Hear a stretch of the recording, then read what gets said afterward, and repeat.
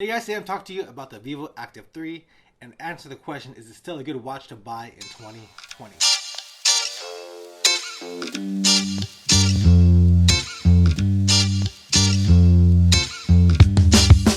So if you guys don't know, Anna did get me the new Vivoactive 4 for Christmas. I was really happy with it. I did a review on it. I'll put it up right here. But I had the Vivoactive 3 for a long time. In fact, I got this back in 2007, and this watch came out in 2007, so I had it for almost 3 years. It was a good watch for me, and let's talk about it. So first off, we have the watch here. I did like the watch because it was a circular watch. It didn't look like a sports watch. You couldn't tell if it was a sports watch or a smartwatch. In fact, nowadays you can find the Vivoactive 3 online for about 135 bucks, which is a pretty good deal considering that this watch used to be $250, and then the Vivoactive 4s are about 350 bucks for the Vivoactive 4. So you could get this watch for a steal. You can find them on Facebook Marketplace or Craigslist, and they're still working. In fact, I was selling this for about 100 bucks. Nobody really wanted it, so I'm just going to hold on to it and add it to my collection of watches. But as you can see, the watch is a nice looking watch. It is a 1.2 inch screen, has a stainless steel bezel. It's a 43 millimeter watch, so it is a little bit smaller than the Vivoactive 4, but not by much, only by 2 millimeters, which is a little bit significant, but it still looked good on my wrist. I wore it for a long time. So if you turn it around, this watch has a heart rate monitor. The newer versions have a O2 sat monitor also on it, but this watch does not have that.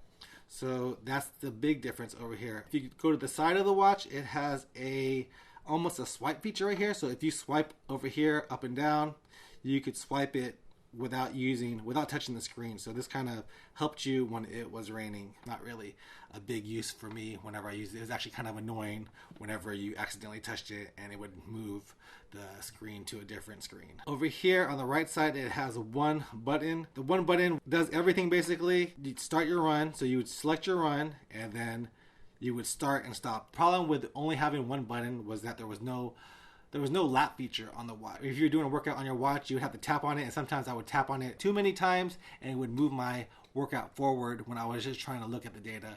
Or I would tap it accidentally and it would move my workout forward instead of just showing me the stuff I wanted to see. So that was a little bit annoying, but it wasn't a huge thing. If you look at the run stats, let's see. Good. You can see it has all the run features that you need. Keeps the distance, pace, the lap time, the lap pace, and of course you could set this to whatever screen you want.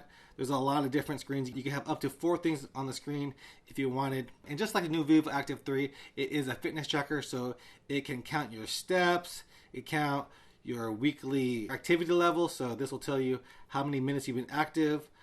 It has the weather on there, it has your notifications, and you can also control your music through this. So if you want to move forward in your music, you can do that. The thing that the Vivoactive 3 does not have is music storage. They did come up with a Vivoactive 3 with music. You could download music into your watch and you could play it through a Bluetooth headphones. But you know what? In my Vivoactive 4, whenever I do use music, it drains the battery very fast. If you're using the Vivoactive 4 with music, it only lasts 6 hours. And just like the Vivoactive 3, if you're not using it with music, the watch will last you about 13 hours.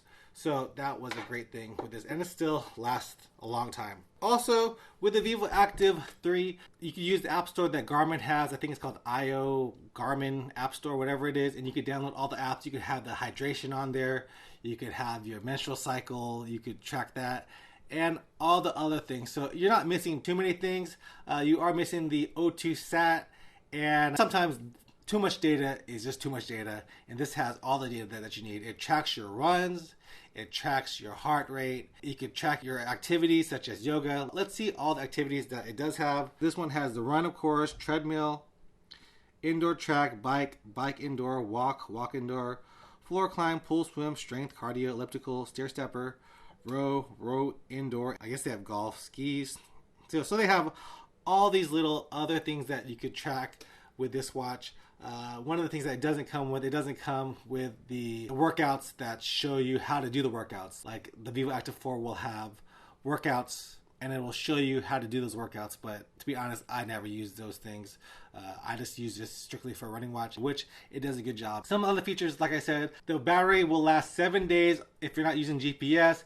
It will last 13 hours if you are using GPS. It is waterproof to 5 atmospheres, so you go swimming in it, just like the Vivoactive 4. So this is basically the Vivoactive 4 without music and without O2 sat. Other than that, this watch is a perfectly good watch for you to get and for you to buy in 2020. I think if you need a solid running watch and you're looking to save a little bit of money, you can't go wrong with the Vivoactive 3. Alright guys, hope you guys enjoyed this video. Hope you guys enjoyed this little mini review of this Vivoactive 3. If you did, leave me a comment down below, and I'll see you guys next time. Peace out.